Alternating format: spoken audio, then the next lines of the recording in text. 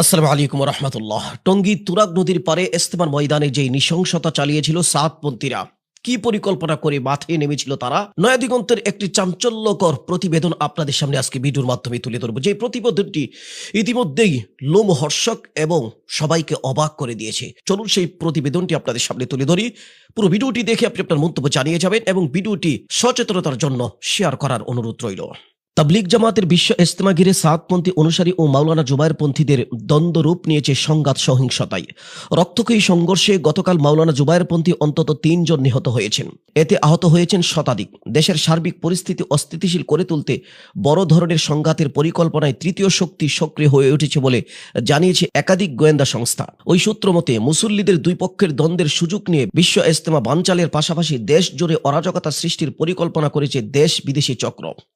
এই সংঘাত সহিংসতা টার্গেট কিলিংয়ে রূপ নেওয়ার পরিকল্পনা করেছে চক্রটি।